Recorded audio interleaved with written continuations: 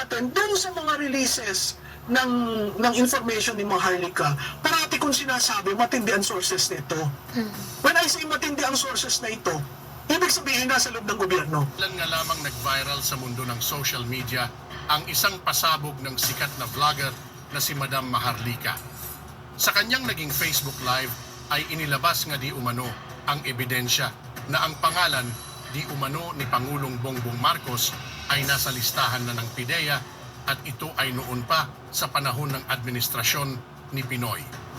Dahil ayon pa sa sikat na vlogger at kontrobersyal na si Maharlika na ayon naman sa kanyang reliable source na tinatawag niyang puting ahas.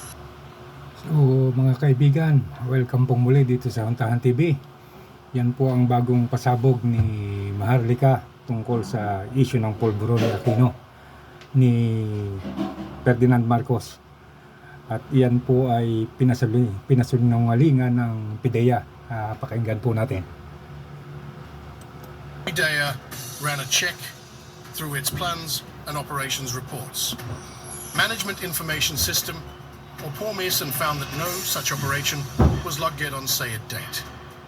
A critical feature of PORMIS is that one cannot insert or tamper with recorded operations. All pre-operation documents are serialized and recorded in this database. This ensures the system's integrity and negates any doubt on the data the system contains. In an age where artificial intelligence can generate realistic fake videos, spurious documents, and fantastic claims at having insider information, the public is cautioned to be more careful in believing such fake news. End quote. So ayan po mga kaibigan, ayon po sa PIDEA, yan po ay peke at gawa lang ng artificial intelligence. So kung iisipin natin, medyo lumalala na yung issue ni Marcos sa Polvoron. Mayroon pa pong isang bagong pasabog si Maharlika. Panoorin po natin. So, nung binalikan ko, yung test result ni Kuting, yung Polvoron test niya, ito yon, may copy available naman yan, di ba? Tinignan ko, inisa-isa ko yan palangga. Inisa-isa ko. So, ang date niyan, dito kayo mag-focus, mga kababayan. Dito kayo mag-focus sa transaction date time. Yan, umpisan muna natin, sabihin na naman ni Lason is AI na naman to.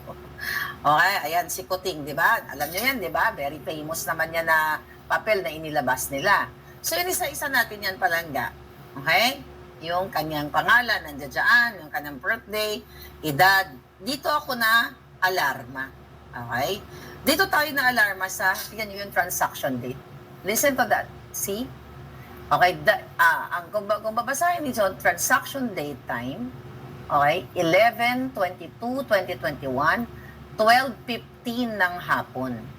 Pansinin nyo, okay, report date time, 11/22/2021, 12:17:54. So almost mahigit lang siya ng what? 2 minuto. Okay?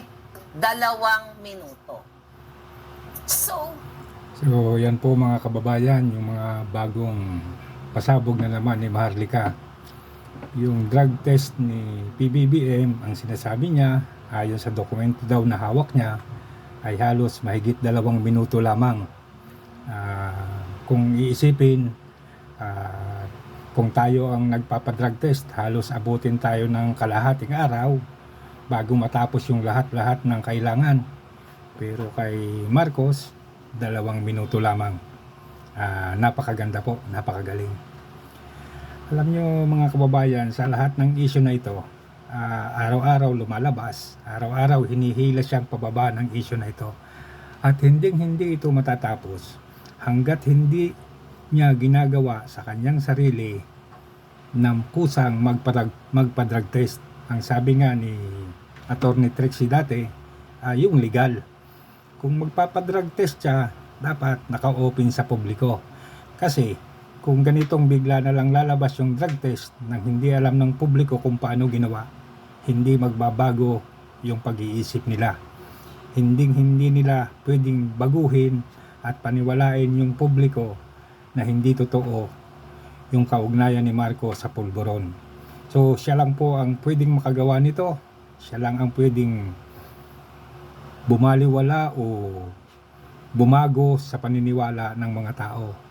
Magkusa siyang drug test at ang sabi nga, yung nakikita ng mga tao kung paano ginawa. Hindi yung 2 minuto lang tapos na. So kayo po mga kababayan, ano po ang inyong masasabi? Magandang araw pong muli at welcome pong muli dito sa Hontahan TV ng Bayan. Paki-like and subscribe na rin po. Maraming salamat po.